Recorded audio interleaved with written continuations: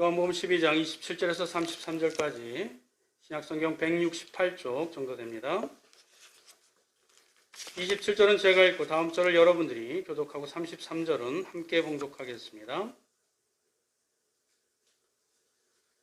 지금 내 마음이 괴로우니 무슨 말을 하리요? 아버지여 나를 구원하여 이때를 면하게 하여 주옵소서. 그러나 내가 이를 위하여 이때에 왔나이다.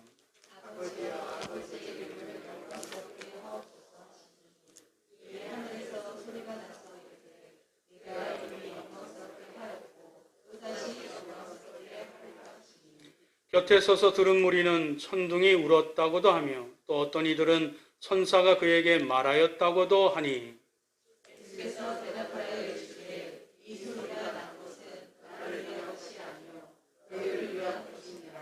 이제 이 세상에 대한 심판이 이르렀으니 이 세상의 임금이 쫓겨나리라.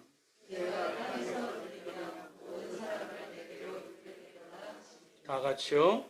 이렇게 말씀하시면 자기가 어떠한 죽음으로 죽을 것을 보이심이로라. 아멘. 오늘 말씀을 가지고 이를 위하여 왔나이다 라는 제목으로 함께 은혜 받기를 소망합니다. 오늘 본문은 제자들에게 또 그와 함께한 예수님 곁에 있는 무리들에게 자신이 독백처럼 아버지 하나님께 기도를 드리는 내용이 담겨져 있습니다. 주님께서 이제 임박한 죽음에 대해서 눈앞에 두고 마음이 좀 착잡해지신 것 같습니다. 2000년 전 주일 아침, 오늘 이 주일 아침 나귀 새끼를 타고 예루살렘 성에 입성하셨던 예수님께서는 온 예루살렘 사람들로부터 이 땅이 흔들릴 정도로 사람들이 종려나무를 흔들며 호산나를 외치며 그렇게 열렬히 환영을 받았습니다. 그 환영 가운데 오직 한 분, 예수님은 너무나 잘 알고 계셨습니다. 자기를 열렬히 환영하는 이 모든 무리가 불과 며칠 후면 자기 자신을 무참하게 죽이는 공범자가 될 것을 말입니다. 그래서 주님은 오늘 본문을 통해서 자기 제자들에게 예수님이 이 땅에 오신 이유가 무엇인지 분명하게 밝혀주십니다. 첫 번째, 예수님이 이 땅에 오신 이유, 다 같이 제목을 읽습니다. 시작. 위의 것을 생각하도록 하기 위하여 우리 주님이 이 땅에 오셨습니다. 27절 말씀을 제가 봉독해 올립니다. 지금 내 마음이 괴로우니 무슨 말을 하리요? 아버지여 나를 구원하여 이때를 면하게 하여 주옵소서. 지금 주님의 마음이 뭐라고 표현되고 있습니까? 괴롭다. 평소문으로 되어 있지만 이 문체의 행간, 우리가 그 느낌을 느껴질 수가 있지요. 그 마음에 근심이 가득 차 있습니다. 마음이 고통스럽습니다. 그 괴로움과 근심으로 인해서 그 마음이 이 회오리쳐 소용돌이치고 있음을 우리는 이 짧은 글귀에서 주님의 마음을 헤아릴 수 있습니다. 이제 눈앞에 닥친 당신의 처참한 죽음으로 인해 괴로움과 근심을 견디다 못한 주님께서 마침내 아버지 하나님께 자신의 간절한 마음을 간구의 내용으로 기도를 드리십니다. 기도의 내용은 다음과 같습니다.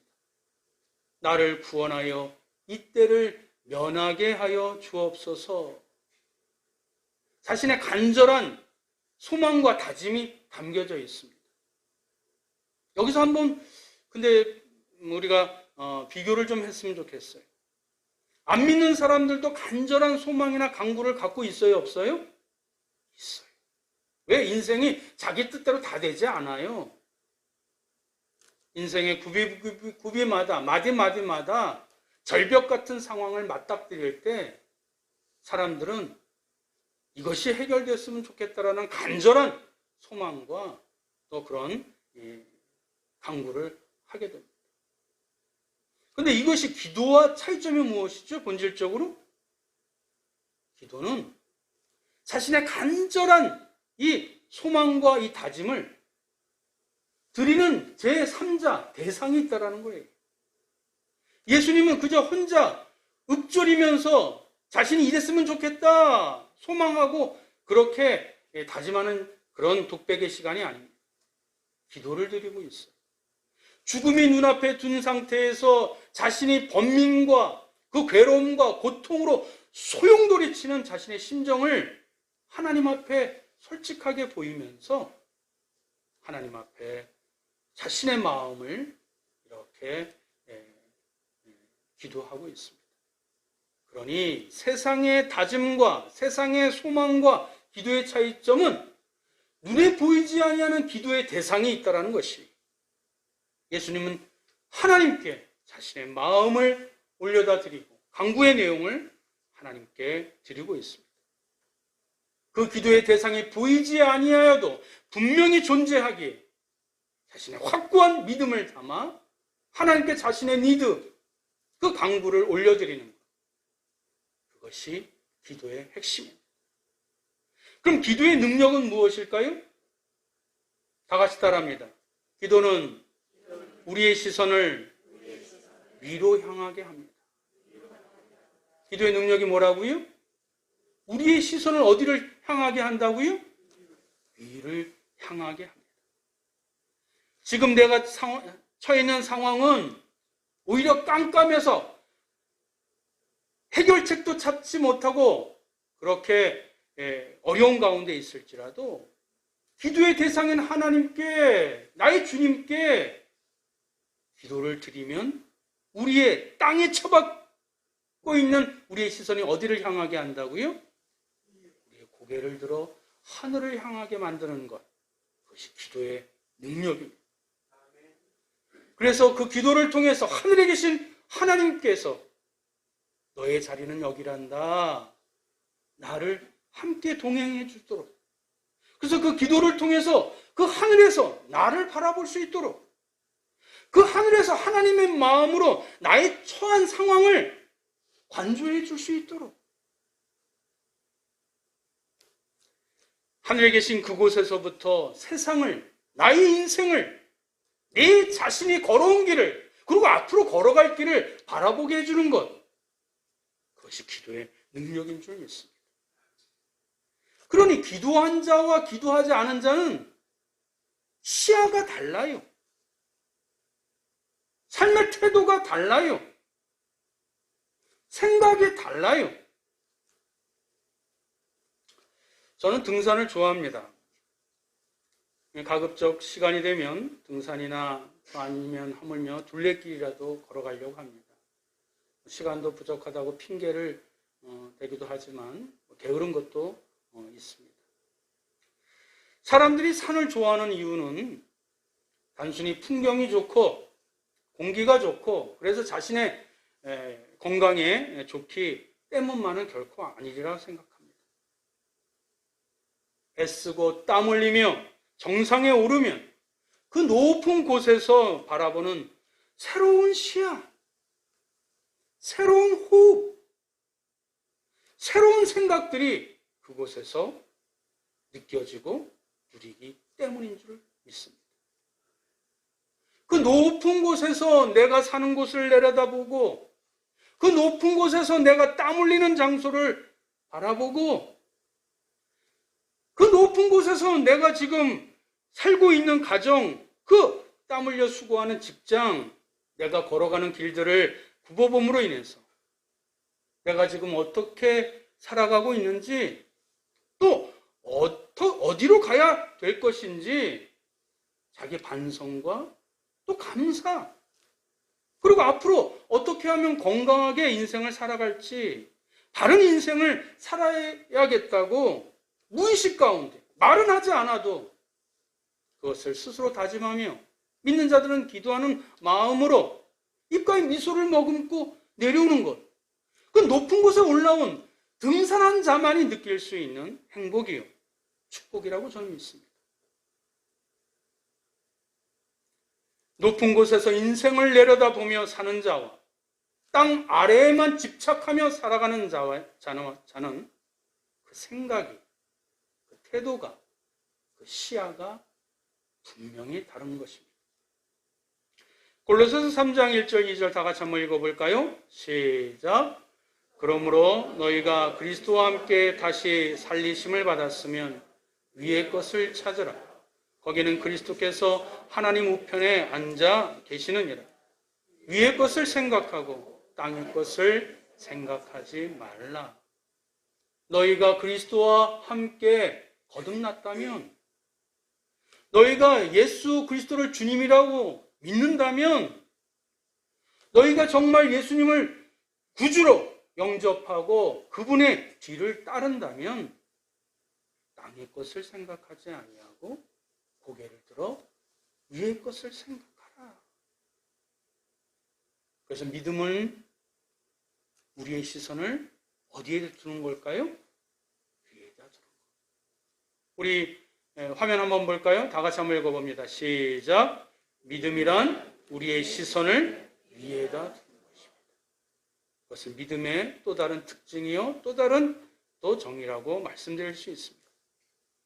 우리의 믿음은 하나님께서 계신 곳, 주님께서 계신 곳, 그곳에 우리도 함께 서는 곳, 그것으로부터 세상을 바라보고 내 인생을 내려다보고, 그러므로 주님에 대한 분명한 믿음을 가진 자는 분명한 믿음을 갖지 못한 자와의 삶이나 태도와 생각이, 시야가 분명 다를 수밖에 없는 것입니다. 예수 그리스도께서도 공생의 첫 마디가 무엇이지요? 회개하라. 그리고 고개를 들어 천국을 바라보라. 왜? 천국이 가까이 왔느니라. 자꾸 우리의 시선을, 우리의 마음을 하늘로, 위로 향하게 하시기 위하여 우리 주님이 이 땅에 내려오신 이유를 오늘 그 마음의 신비에 반드시 새기시기를 축원드립니다. 두 번째, 예수님이 이 땅에 오신 이유는 아버지의 영광을 위하여 오셨습니다.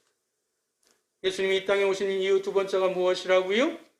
아버지의 영광을 위하여. 그러므로 믿음으로 기도하기 전과 기도한 후에 판단이나 행동이 사뭇 다를 수밖에 없습니다. 기도의 유무에 따라서 우리의 시선이 거하는 위치가 달라지고, 그 위치에 따라서 보는 것이 달라지죠. 시야가 달라지죠. 그러니 생각이 달라지고, 생각을 바꾸니 행동이 달라질 수밖에 없는 것입니다. 바로 이것이 번민과 탄식에 가득 차 있었던 주님의 마음이 그 기도를 통하여 27절 하반절부터 반전이 일어납니다. 26절 하반절, 27절 상반절 제가 읽어드립니다. 그러나 내가 이를 위하여 이때에 왔나이다. 아버지여, 아버지의 이름을 영광스럽게 하옵소서. 방금 전 예수님의 마음이 어땠지요? 번민과 고통과 괴로움으로 말미암아 그 심정이 소용돌이치셨잖아요. 괴롭다고 친히 제자들 앞에서 그렇게 표현하셨잖아요. 그 마음의 혼잡스러운 고통이 얼마나 크고 얼마나 그렇게 괴로웠으면 나를 이 죽음에서 건져내어 달라고 애원까지 하셨겠습니까? 그런데 주님의 내용이, 그 기도의 내용이 이제 달라집니다. 언제 죽음의 고통에서 괴로워했었느냐 하실 정도로 주님은 다음과 같은 내용으로 하나님 앞에 기도합니다. 다 같이 한번 읽어볼까요? 시작. 아버지여, 내가 바로 이 죽음을 위해 이 땅에 왔나이다. 아버지, 내가 이 죽음을 기꺼이 감수함으로써 아버지의 영광이 드러나게 하옵소서. 할렐루야. 참으로 놀라운 대반전이 아닐 수 없습니다. 그 시작과 끝이 다른 대역전 드라마와 같은 그런 이 반전의 표현이 아닐 수 없습니다. 사랑하는 성도 여러분, 이렇게 대역전 드라마가 일어난 이유가 무엇이지요? 믿음의 대상, 기도의 대상, 그 하나님께, 우리 주님께 기도를 드렸기 때문입니다. 아멘. 여러분, 기도는 강력한 파워가 있습니다. 그리고 그리스도인, 하나님을 믿는, 주님을 믿는 그리스도인의 정체성이 그 기도에서 한가름 납니다. 그래서 우리가 기도할 적에 처음에는 내 상황에 지쳐있고 답답하고 혼란스럽고 그리고 눈물을 흘릴 지경에 그런 처참한 모습이지만 기도의 자리로 나오면 하나님을 바라보고 기도하면 어느새 우리의 마음이 정결해지고 차분해지고 그리고 소망 가운데 그 배에서 생수의 강이 흘러나오도록 성령 하나님이 이끌어 주시는 것 우리 체험해 봤잖아요. 기도를 드릴 때 이 대역전의 역사가 하나님께서 우리에게 허락해 주시는 것입니다. 예수 그리스도께서도 기도하기 전 땅 위에 죽음으로부터 올가매었던 자신도 육신을 가진 존재이기에 자신의 시선을 기도하는 동안 그 자기의 죽음으로부터 올가매었던 그 번민과 그 모든 그 괴로움들, 그 시선을 하나님께로 향함으로 말미암아 자신의 올가매었던 죽음의 고통에서 노임을 받게 된 것입니다. 그리고 그 시선을 위로 향하니 다른 시야, 다른 시선이 생겼습니다. 그것은 바로 하나님 아버지의 마음이었던 것입니다. 그리고 그리스도된 예수님 당신 한 사람이 죽음으로 말미암아 만민을 구원하시려는 하나님의 영광을 분명히 보았고 분명히 느꼈기 때문인 줄 믿습니다. 그리스도로서 당연히 당해야 될 그 죽음이 비록 고통스러운 것이지만 그러나 복음의 진리를 위한 죽음의 결과는 반드시 찬란한 부활, 영원한 영생이 모든 그리스도인들에게 주어짐을 그 기도함으로 그 높은 곳에서 하나님의 자리에서 바라봤었기에 보았기에 그 시야가 열렸기에 기꺼이 그 죽음을 향하여 나아가겠노라. 하나님의 영광을 위하여 내가 죽겠노라고 용기가 생기게 된 것입니다. 그때 하늘로부터 하나님의 음성이 들려왔지요. 우리 28절 29절 다 같이 한번 읽어보겠습니다. 시작. 아버지여 아버지의 이름을 영광스럽게 하옵소서 하시니 이에 하늘에서 소리가 나서 이르되 내가 이미 영광스럽게 하였고 또다시 영광스럽게 하리라 하시니 곁에 서서 들은 무리는 천둥이 울었다고도 하며 또 어떤 이들은 천사가 그에게 말하였다고도 하니 지금 예수님과 제자들 그리고 주변의 무리들은 똑같은 시간대에 있었지요. 똑같은 공간에 있었지요. 근데 예수님이 기도했을 때 들려진 하늘의 음성을 똑같은 시각, 똑같은 공간에서 들었음에도 불구하고 각기 다른 음성으로 해석하고 반응을 보입니다. 예수님은 그 소리를 분명한 하나님의 음성으로 들었는데 어떤 사람은 천둥 소리로, 자연의 소리로 듣고 어떤 사람은 천사의 음성으로 신비적인 것으로 해석하여 그것을 반응을 보입니다. 왜 그렇지요? 그 마음의 시선을 어디다 두었느냐에 따라서 이렇게 반응이, 음성이 다르게 들려지기 때문에 그렇습니다.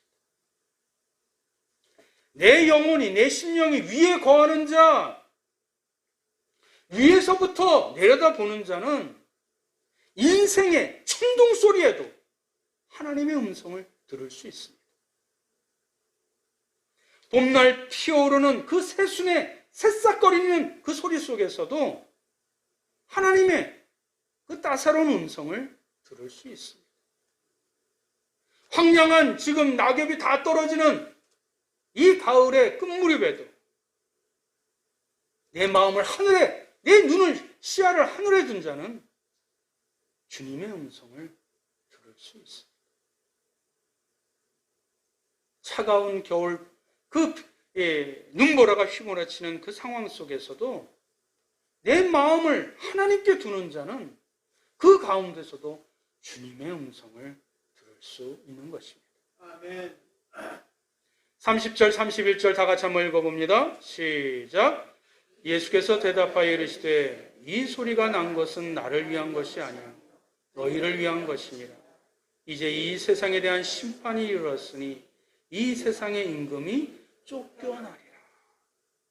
이 모든 것이 하나님의 말씀으로 지어졌기에 우리는 사람을 보고 만물을 보고 자연을 볼 때마다 주님의 음성을 우리의 마음이 시선이 하늘로 향한 자들은 우리가 들려줄 수 있습니다. 그런데 이 소리가 나를 위한 것이 아니요 누구를 위한 것이라? 너희를 위한 것이라. 모든 사람이 그 마음과 시선을 하늘 위에 두면 매사에 하나님의 음성을 듣고 그것이 기쁠 때나 슬플 때나 아니 형통할 때나 아니면 낮아졌을 때나 건강할 때나 아플 때나 그 상황 가운데서 하나님의 음성을 듣고 그 말씀을 따라 살게 될 것입니다. 그러면 내 심령 가운데 성령 하나님이 지금 내 마음을 혼란스럽게 만들고 우울하게 만들고 번잡스럽게 만드는 내 마음의 주인, 내 마음의 우상, 내 마음의 임금, 그것이 어떤 쾌락이든 욕망이든 열등이든 죄된 본성을 성령 하나님이 쫓아내 주시리라. 할렐루야. 이것이 기도의 능력이요 그 마음을 하나님께 둔 자에게 주시는 하나님의 놀라운 역사라는 것입니다. 그러니 하나님의 말씀으로 하나님의 말씀에 작은 것이라도 순종하는 삶으로 지금 주어진 상황 속에서 우리가 하나님의 영광을 드러내는 인생 되시길 주님의 이름으로 축원드립니다. 아멘. 세 번째, 주님이 이 땅에 오신 이유는 십자가를 지기 위해서입니다. 세 번째 이유가 무엇이라고요? 십자가를 지기 위해서입니다. 32절과 33절 다 같이 한번 읽어봅니다. 시작. 내가 땅에서 들리면 모든 사람을 내게로 이끌겠노라 하시니 이렇게 말씀하심은 자기가 어떠한 죽음으로 죽을 것을 보이심이로라.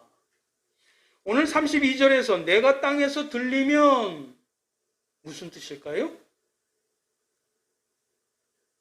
십자가를 의미하지 않겠습니까? 땅에서 들리는 십자가의 죽음을 말씀하시는 것입니다. 내가 땅에서 들리면 십자가에서 죽으면 모든 사람을 내게로 이끌겠노라. 사랑하는 성도 여러분, 십자가의 죽음은 단순히 자기만 죽는 것을 의미하지 않아요. 자기만 죽는 것으로 끝나지 않아요. 십자가 사건은 하나님과 인간을 만나게 하는 사건이요. 하늘과 땅이 만나게 하는 역사요. 십자가는 하늘과 인간이, 하나님과 인간이 만나는 통로가 개설되는 대놀라운 하나님의 그 은혜가 되는 것입니다. 예수님은 십자가로 둘을 하나로 만드시고 원수된 자를 소멸하셔서 모든 인간이 하나님께로 나아갈 수 있는 유일한 통로, 그것이 십자가의 길이요 십자가의 죽음이 되는 것입니다.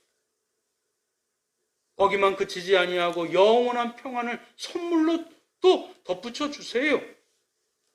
우리 에베소서 2장 14절부터 18절 한번 다 같이 한번 읽어볼까요? 시작. 그는 우리의 화평이신지라 둘로 하나를 만드사 원수된 것 곧 중간에 막힌 담을 자기 육체로 하시고 또 십자가로 이 둘을 한 몸으로 하나님과 화목하게 하려 하심이라. 원수된 것을 십자가로 소멸하시고 또 오셔서 먼 데 있는 너희에게 평안을 전하시고 가까운 데 있는 자들에게 평안을 전하셨으니 이는 그로 말미암아 우리 둘이 한 성령 안에서 아버지께 나아감을 얻게 하려 하십니다. 할렐루야. 예수님이 십자가에서 죽으심으로 말미암아 자기 혼자의 희생으로 그치지 아니하고 하나님과 인간을 만나게 하며 화평하게 하며 그리고 그 십자가의 길을 걷는 자들을 영원한 평안의 길로 하나님께서 인도해 주시는 축복, 그것이 십자가의 죽음, 예수님이 이 땅에 오신 이유가 되는 것입니다. 우리의 소명과 사명도 그 십자가에 있지 않겠습니까? 우리의 배우자, 우리의 자녀, 십자가 아닙니까? 내가 몸담고 있는 직장, 그것이 얼마 됐지 않았다 할지라도 어디까지 갈지 모르겠으나, 아니, 내 인생 자체가 우리에게 주어지신 십자가 아니겠습니까? 우리의 소명과 사명, 모든 사람을 내 십자가를 통해서 예수님께로, 주님께로 인도하는 것. 그것이 십자가의 길이요, 십자가의 능력이요, 십자가의 열매가 될 줄 믿습니다. 이제 말씀을 맺겠습니다. 이 땅에서 많은 사람들은 좌절하고 실패하고 낙담하면 죽음을 생각합니다. 그것은 혼자만의 죽음이지요. 심지어는 극단적으로 자살까지 합니다. 그러나 우리 그리스도인들도 죽음을 준비해요. 무슨 죽음이에요? 십자가의 죽음이에요. 그러나 하늘을 바라보며 십자가의 죽음을 준비하는 자에게는 우리의 생명이 더 소중하게 여겨집니다. 우리의 삶을 더 가치 있게 여겨집니다. 우리에게 주어진 관계를 더 아름답게 살아가려고 몸부림칩니다. 왜? 십자가의 죽음이기 때문에 그렇습니다. 마태복음 16장 24절 다 같이 한번 읽어볼까요? 시작. 이에 예수께서 제자들에게 이르시되 누구든지 나를 따라오려거든 자기를 부인하고 자기 십자가를 지고 나를 따를 것이니라. 사랑하는 성도 여러분, 예수님의 십자가 높이만큼 우리 올라갑시다. 예수님의 십자가만큼 희생합시다. 예수님의 십자가만큼 우리가 올라가서 내려다보면 하나님이 우리의 삶을, 우리의 생애를 가치 있게, 생기 있게 십자가의 놀라운 역사를 통해서 하나님이 우리와 만나주시고 우리의 기도를 소통케 하여 주시며 하나님의 신령한 믿음의 복을 십자가를 통해서 우리에게 허락해 주실 것입니다. 십자가만큼 올라가서 하나님의 놀라운 이 생동감 있는 하나님의 새로운 생명이 이 가을 우리의 생애, 우리의 가정, 우리의 직장, 이 교회 가운데 풍성히 임하시는 놀라운 역사를 체험하시는 저와 여러분들 되시길 주님의 이름으로 축원드립니다. 아멘. 기도하겠습니다. 사랑과 은혜가 충만하신 여호와 하나님, 지금 이 자리에 앉아있는 우리, 고개는 기도하는 가운데 땅을 향하나 우리의 심령은 저 하늘을 향하여 위의 것을 생각하며 기도를 올려드리는 믿음의 백성들 되게 하여 주옵소서. 우리의 시선과 마음이 하늘 위에 두는 자 되게 하여 주옵소서. 그래서 땅 위에서 조금 높아진 그 십자가 위에 머무는 자 되게 하여 주시고, 그래서 하나님께서 친히 말씀을 통해 보여주시는 영원한 생명을 보게 하시고 영원한 진리로 호흡하는 자 되게 하여 주옵소서. 그래야 진리와 은혜 가운데 살아가는 우리의 자세와 태도, 그리고 열심과 기도로 주변에 있는 모든 사람의 마음을 움직이는, 하나님의 은혜를 흘려보내는 축복의 통로 되게 하여 주옵소서. 예수 그리스도의 이름으로 기도드립니다. 아멘.